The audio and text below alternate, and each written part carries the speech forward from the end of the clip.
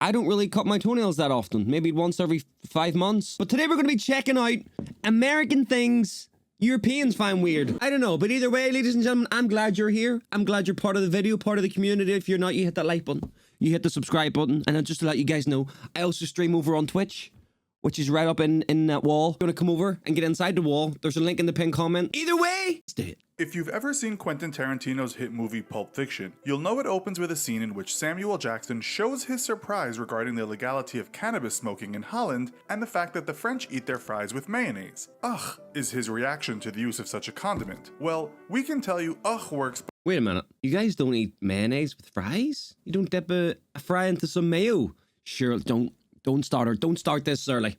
Don't start the really weird shit this early, because surely you do. Both ways, and there are plenty of things Americans eat, do, believe, and say that Europeans find plain weird. Today, we'll look at some of those things. In this episode of the Infographic Show, American Things Europeans Find Weird. Don't forget to subscribe and click the bell button so that you can be part of a notification squad. We'll stay with food and restaurants for the time being. As we've discussed in other shows, not everyone in the world is so draconian about tipping. In fact, in some parts of Europe, throwing a buck on the counter after receiving a cold beer would be totally insulting. In many European countries, tipping in some situations can be seen as charity. When visiting the US, many Europeans might find it weird that a waiter or waitress keeps coming back to your table. In the States, it may be seen as just good service, but to some Europeans, it could be construed as someone getting in the way of a good meal. That meal, by the way, could be about 3 times larger than many people in Europe are used to. In general, American food portions look to some Europeans like they're supposed to feed 2 people. It may also seem like an act of largesse to some Europeans when someone keeps refilling their glass of soda or cup of coffee for no extra cost. In terms of the food itself, as we noted earlier, Americans and Europeans have very different ideas about what goes with what. Pancakes for breakfast with fried chicken? Are you kidding me? Says the traveling European. And what about putting...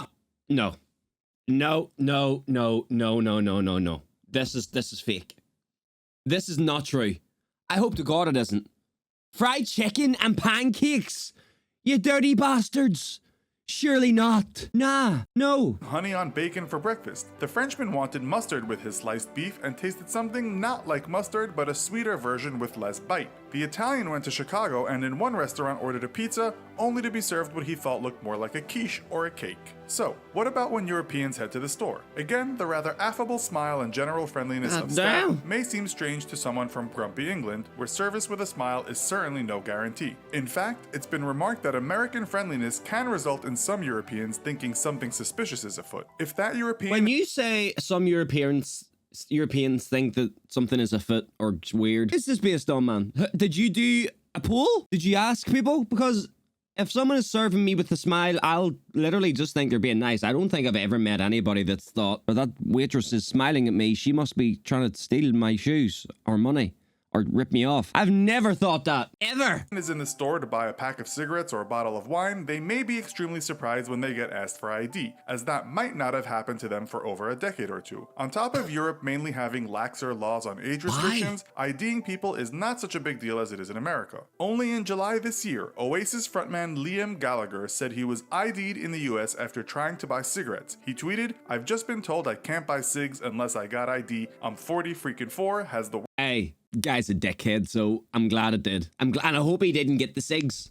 I hope he didn't get them. World gone mad. Indeed, in his home city of Manchester, he'd probably been buying his smokes for 30 years without a problem. And then the European looks inside his or her wallet, only to see a bunch of notes that all look the same, all the time wondering how this could possibly make any sense. The good thing is, in America, you can pay with plastic just about anywhere, which is something many Europeans are still not used to. True. They may also be unpleasantly surprised to find out, when they do buy something, taxes get added on top of the price they saw. So they try and get back to their hotel, but it's actually insane how many places over here don't yet take card and how many places are only cash. They're doing everything. They do it on purpose, by the way. If they wanted to get the card machine in so people could pay with plastic or Apple Pay by your phone, they could. It's just people try to avoid the tax, man. You know what I mean? Have to ask the way. They are told to walk 6 blocks this way and turn left. Only for some Europeans not familiar with the US, giving someone directions using blocks may seem weird. What does Parts that of Europe mean? were not built with city blocks in mind and just gradually building? spread in a way that makes it hard to find your way around. When they finally do get back, they settle down to watch some TV, only for some reason the shows are interspersed with commercials that seem to be longer than the actual minutes given to the actual content. This drives some Europeans crazy. At some point, they might might come across Yeah, World that would Wrestling drive me Entertainment mad, and man. be quite confused at how some Americans can get so worked up about what to them looks like an act with an ending already scripted. Wait, what? WWE isn't fake, man.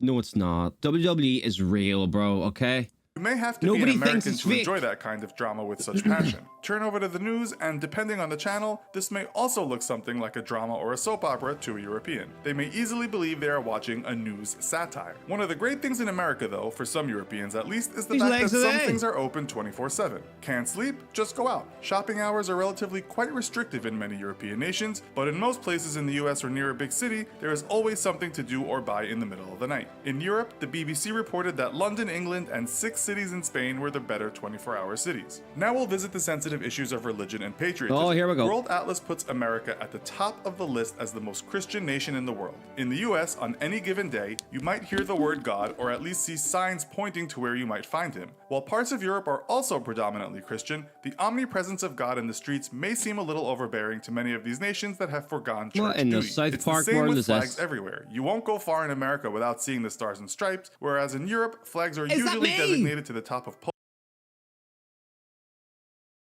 Bro, they put me in a game or in a video.